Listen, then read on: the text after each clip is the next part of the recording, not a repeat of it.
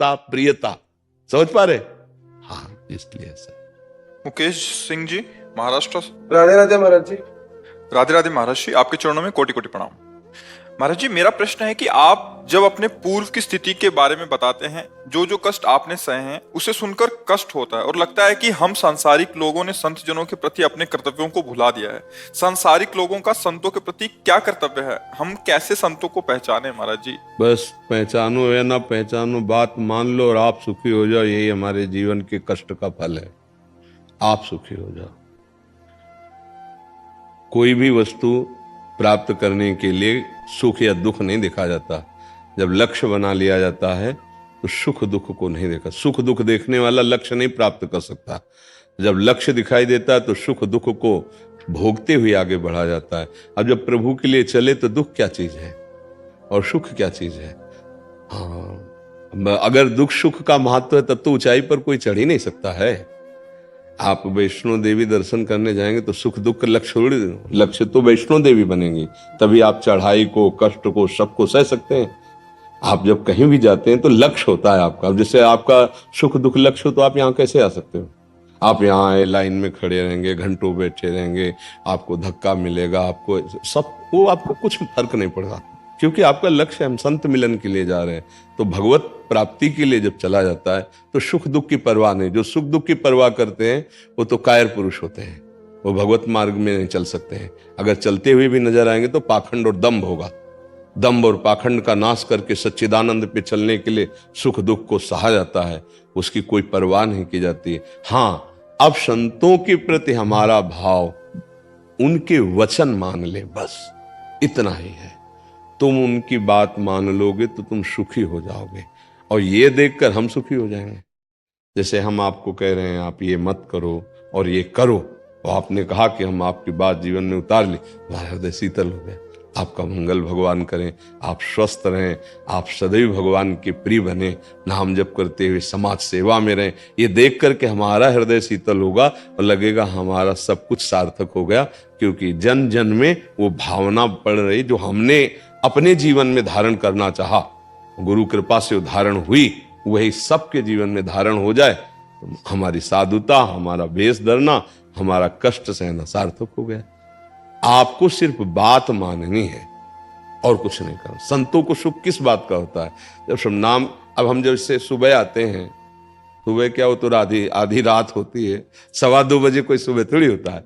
फिर भी देखो हजारों की संख्या में लोग होते हैं, तो अच्छा सबसे ऐसे मिलते आते हैं ऐसे, लेकिन जो कहता है राधा राधा राधा राधा, तो हम खड़े हो जाते हैं।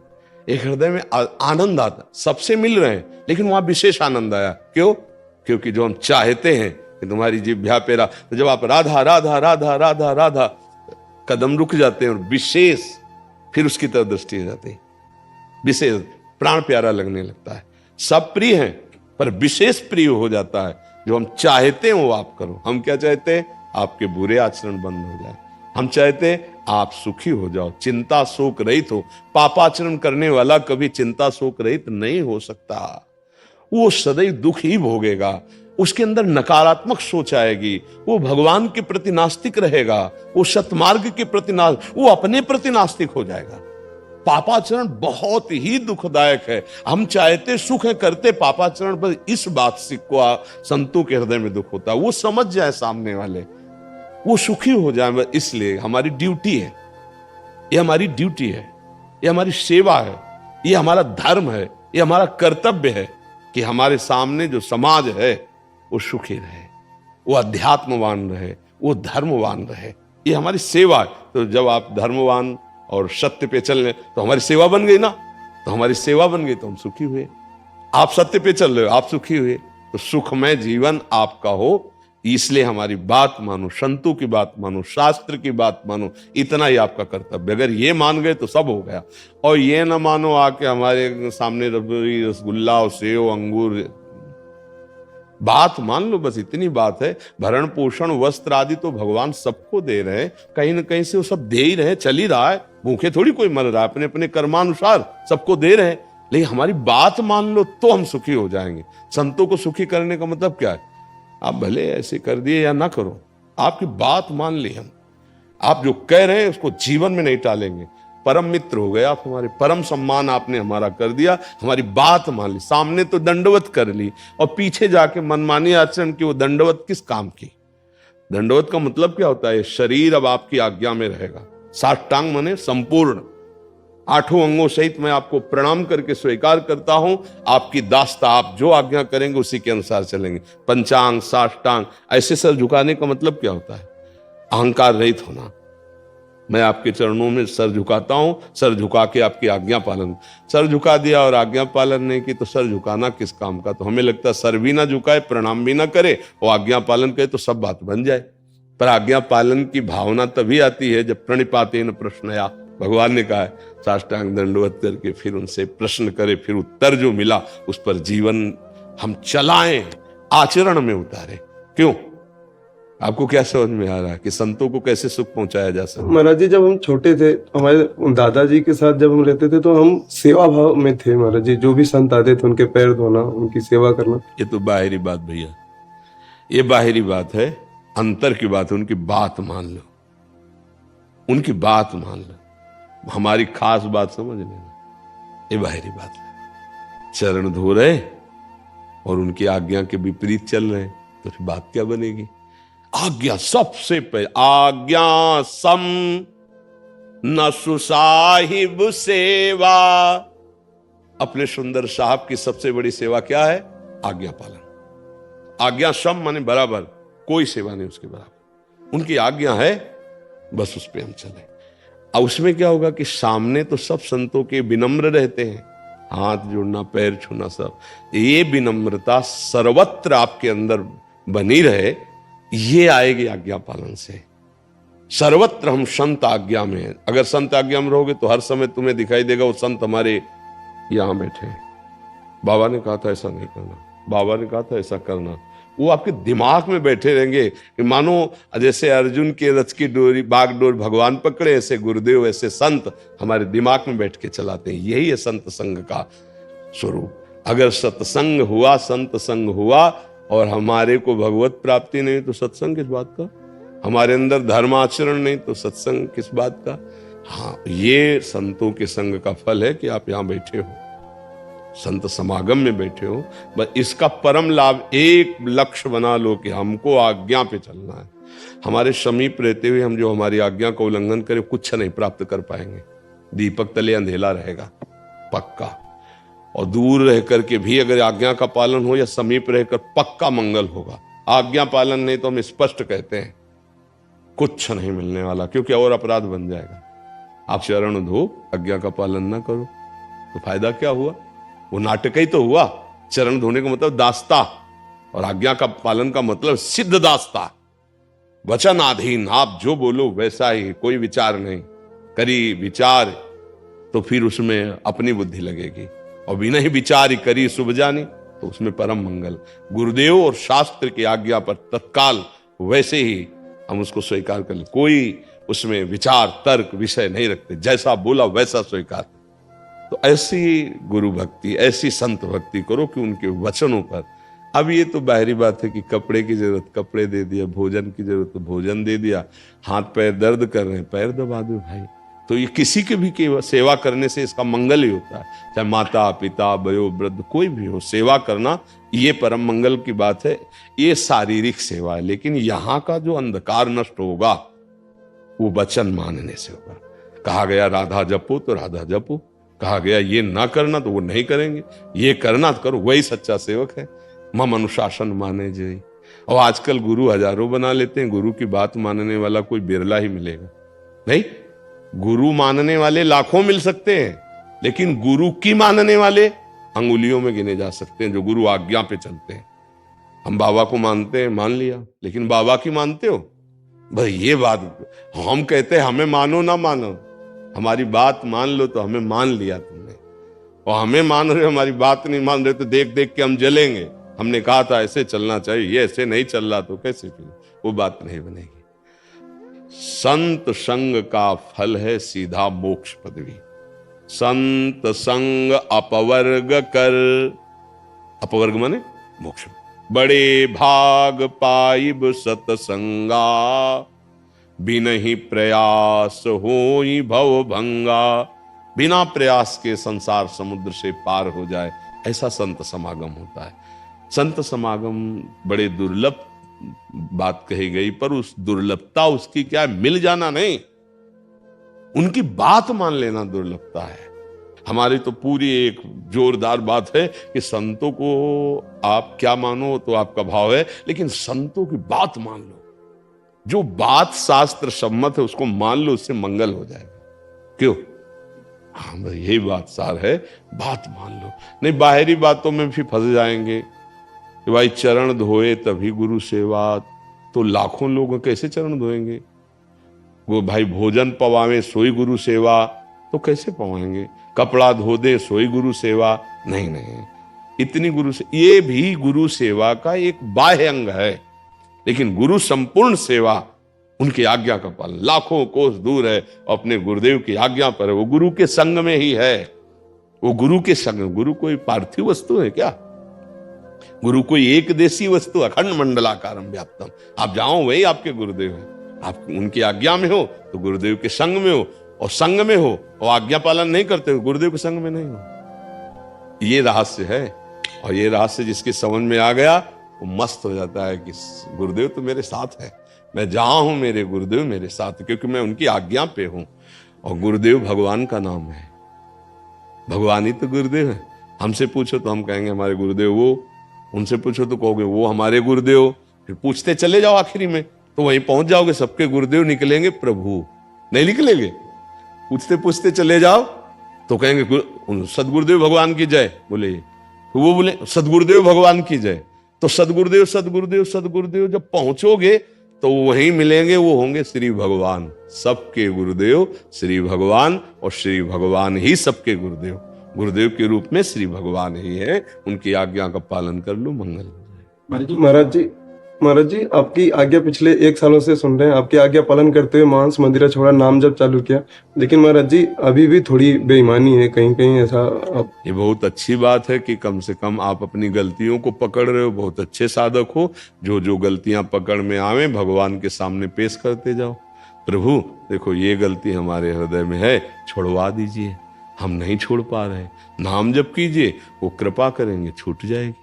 अपने तो शरणागत है, हर बात उन्हीं से पेश करें कि मेरी तो सामर्थ्य जितनी आपने दी उतना प्रयास कर लिया, अब मैं हार गया।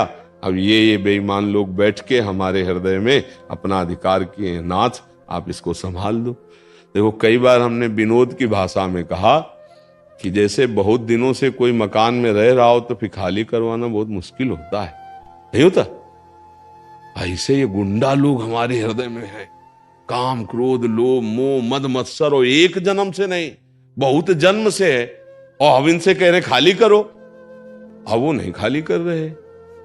तो अब क्या करें? जैसे गुंडा लोग अधिकार कर ले मकान पे, सज्जन बन के आवे, मित्र बन के, और वर्षों हमको किराया देते रहे, और इसके बाद फिर हम निकालना चाहे तो निकालना मुश्किल। किराया क्या देते रहे? सुख, ये भोग ले सुख, ये हम समझ नहीं पाए कि हमें फंसा रहे थे। अब जब गुरु कृपा हुई तो समझ पाए ये तो दुश्मन है यार, अब ये घर खाली नहीं कर रहे। तो एक उपाय है, उस एरिया में जो सबसे बड़ा हो कुछ दिन के लिए बीटो पावर दे दो, नहीं वो घर खाली करवा देगा, नहीं करवा देगा। तो हमारे विश्व ब्रह्मांड की एरिया में सबसे बड़े भगवान है, शरणागत हो गए प्रभु, हमारे खाली करवाए ले खाली करेंगे यार।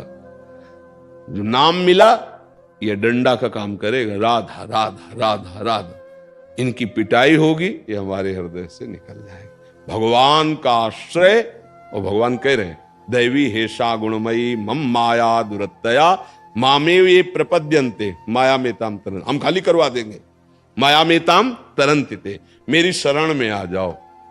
हम भगवान की शरण हो जाए, उनका नाम जप करें, हर गलती उनके सामने पेश करते रहें, वो सब ठीक कर देंगे। बहुत आनंद सिंधु, बहुत करुणामय है, वो अपने जन के अपराधों को मिटा देते हैं, पर धैर्य पूर्वक। ये नहीं कि आज से हम राधा राधा जपा तो अब सब अच्छा ही अच्छा होता चला जाएगा, नहीं। ये शरीर की रचना के समय 2 बातें रखी गई, सुख और दुख, वो समय पे आएंगे। तो फिर आधा नाम अनंत जन्मों के जो संचित कर्म उसको भस्म करेगा, आगे जो कर्म हो रहे हैं उनको प्रभावित करेगा, अभी जो भोग आ रहा है उसको सहने की सामर्थ्य देगा और आपको भगवत प्राप्ति करा देगा। अब ये बात समझ में नहीं आती, लोगों को समझ में आता है हमारा तो काम नहीं बना, हमारी तो श्रद्धा नहीं रह गई। तुम्हारी श्रद्धा रहने ना रहने से क्या फर्क पड़ता है? तुम आकाश की प्रति श्रद्धा करो या ना करो, वो तो फैला हुआ तुमको आनंद दे ही रहा है, अवकाश दे ही रहा है। ऐसे तुम श्रद्धा करो या ना करो, भगवान जब तुम श्रद्धा नहीं कर रहे थे तब भी तुम्हें पोषित कर रहे थे, अब भी नहीं करोगे तो अब भी पोषित करेंगे, पर तुम जलोगे, तुम अधर्माचरण करोगे, तुम पतन के मार्ग में चल। श्रद्धा करोगे तो बच जाओगे। बात समझो, श्रद्धा करो ना करो, पानी पीने को मिलेगा, हवा मिलेगी, जीवन धन प्रभु पृथ्वी आपको वास देगी। उनकी तरफ से छूटो, बहुत उदार करुणा में है। श्रद्धा कर लो तो तुम्हारा विचार ठीक हो जाएगा, तुम अंदर से जलने से बच जाओगे, तुम अंदर से जो पापाचरण कर रहे हो उससे बच जाओगे। इसलिए भगवान का नाम जप करो, संतों की वाणी सुनो और अपने अवगुणों को, ये बहुत अच्छी बात है, लोग तो अपने अवगुणों को छुपाकर दूसरे के अवगुण वर्णन करते हैं, तभी उनका पतन हो जाता है। साधक वही है जो अपने हृदय के अवगुणों को देख देख कर भगवान और गुरु के सामने रखता जाए कि अभी ये सुधरने लायक है, ये गड़बड़ है। और प्रायः होता क्या है, हम लोग अगर सद्गुण कोई किए तो सभा में बोल देंगे, अवगुण नहीं बोल सकते। अगर कुछ थोड़ा सा गुण है तो पेपर में भी छपवा सकते हैं पैसा देके कि हम वृंदावन गए थे और ऐसा ऐसा ऐसा ऐसा ऐसा किया, लेकिन जीवन में क्या क्या किया है ये कभी सांस नहीं लेंगे। अपने दोष पर्वत के समान तो हम उनको देख नहीं पा रहे, दूसरे का सरसों के समान हो तो पर्वत के समान करके वर्णन करेंगे। ये संसारी पुरुष का लक्षण है। साधक का लक्षण है वो अपने दोषों के जो सरसों के समान भी है वो पहाड़ के समान उसको लगता है, और दूसरे के दोष जो पहाड़ के समान है वो सरसों के समान उसको लगता है। अरे भगवान कृपा करेंगे, ठीक हो जाएगा, वो भी ऐसा लगता है। अपने को लगता है कि भगत कहलाता हूं। देखो सूरदास जी महाराज जब पद गाते हैं तो सामने ठाकुर जी बैठे होते हैं, और वो क्या क्या भाव है उनका। कह रहे मौसम कौन कुटिल खल कामी, जिन मुख को तन दियो ताको न भजन कियो ऐसो नोन हरामी। अपने लिए कह रहे, कितना महान हृदय है कि वो अपने को कह रहे कपटी हूं, कामी हूं। ऐसा तो क्या सूरदास जी ऐसे सिद्ध महापुरुष हैं, तो क्या झूठ बोल रहे हैं क्या? बोले झूठ भी नहीं बोल रहे। जैसे आंख में जरा सा किनका तो कितना कष्ट देता है, और पीठ में कुछ नहीं कष्ट देगा। तो जो अभक्त होता है उसका हृदय पीठ जैसा होता है, कुछ फर्क नहीं पड़ता। भक्त का हृदय आंख जैसा होता है, जरा सा किनका भी ऐसा उसको पहाड़ जैसा नजर आया। सब संत सब भक्त सदैव यही भाषा बोलते नजर आएंगे। हनुमान जी महाराज, सबरी जी मैया, बड़े बड़े भक्तों को देखो, अधम ते अधम अधम अति नाज, जरा सी भी स्फुरणा को पहाड़ जैसा दोष मान लेते हैं। और पहाड़ जैसे दोष को भी संसारी पुरुष मानने के लिए तैयार नहीं है कि हम असत किए, हमने गलती की, मानने के लिए तैयार। भक्त का ये लक्षण अपने हृदय के दोष देखकर उनको ढूंढ ढूंढ कर निकाले, भगवान के सामने रखे। जी महाराज जी, मैं गोवर्धन से हूँ जी, ब्रजवासी, और मैं आपका यूट्यूब पे सुनता हूँ। महाराज जी, मैं उड़िया बाबा महाराज जी में पहले से श्रद्धा, अरे वो तो संस्मरण पढ़े हैं मैंने, और कभी आश्रम में आता हूँ तो मुझे लगता है कि मैं पहले कभी यहाँ रहा था, ऐसे मेरा भाव आता है। बिल्कुल अब भी वो हैं। हाँ हाँ है महाराज जी, वो उनका थोड़ा बहुत वो भी मिलता है मुझे परिचय कभी कभी। तो उनके ग्रंथों में जो उन्होंने जन कल्याण के लिए 3 मंत्र बताए थे, पंचाक्षरी, द्वादशाक्षर, महामंत्र, तो उनमें से किसी एक मंत्र का पकड़ के और उनको सदगुरुदेव भगवान मान के उनका चिंतन। बेड़ा पार है, चुपचाप चलो। हाँ बेड़ा पार, और कहीं भटकने की जरूरत नहीं है। वो हैं, हम तुम्हें बता रहे, वो ऐसे गुरुदेव हैं, वो हैं, और उन्होंने जो कहा है उसको आप जीवन में धारण कर लो। और उनके उपदेश, उड़िया बाबा के उपदेश है ना ग्रंथ, संस्मरण। हाँ नहीं, संस्मरण तो अलग चीज है, उपदेश। हाँ उपदेश भाग। हाँ वो सदैव गुरुवाणी के रूप में पास रखो, बस, और कोई जरूरत नहीं, सब ठीक है। अगर आपने कभी सत्संग सुना हो तो हमने कहा बचपन से सन्यास मार्ग तक के हमारे आदर्श पूज्यपाद उड़िया बाबा, और भक्ति मार्ग में जब आगे बढ़े तो आदर्श श्री पूज्य भाई जी महाराज, और जब इधर आए तो पूज्य गुरुदेव भगवान।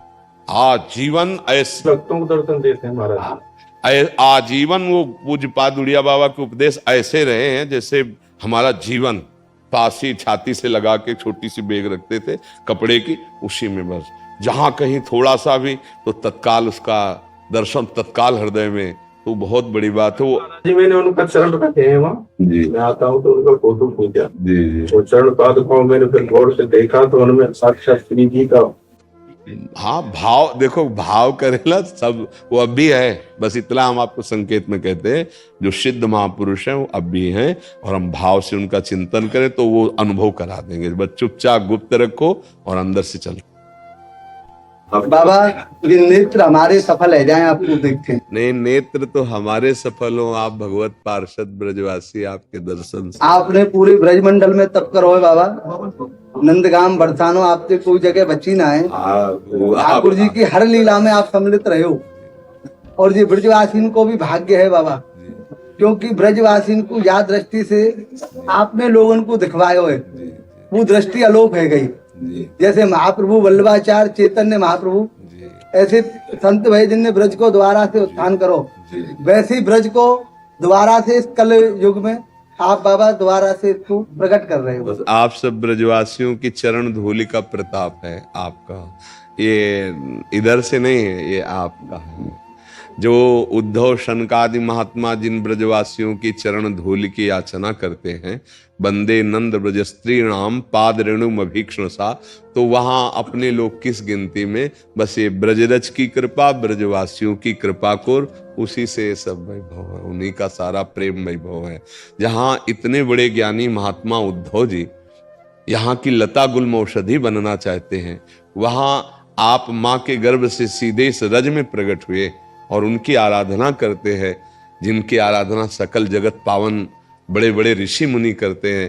तो अब ब्रजवासियों के समान तो और कोई हो ही नहीं सकता हमारी दृष्टि में, और उन्हीं ब्रजवासियों का प्रताप है तो ये आप देख रहे हैं। ब्रजवासियों के परम धन हो बाबा जी जी जैसे लाडली लाल है तो स्वभाव नंदगाम को है बाबा, आप वहाँ रहे हो जी जी। तो यशोदा मैया को भावे देवता कह रहे जी। हैं कि विश्व को रचैया प्रतिपालक जो चराचर को, जी ताए भूको जान मैया आंचल पिबावत है, बिल्कुल। जाकी बंक की दृष्टि से कहाँ पे महेश से हाँ ताके द्रग बाढ़ में तू मैया कजरा लगावत है। बिल्कुल वाणी के बिना वक्ता दयाल सर्व वेदन को, ताए बाबा कहे मैया बोल वो सिखावत। सिखावत। धन्य हो नंद रानी, धन्य धन्य है तो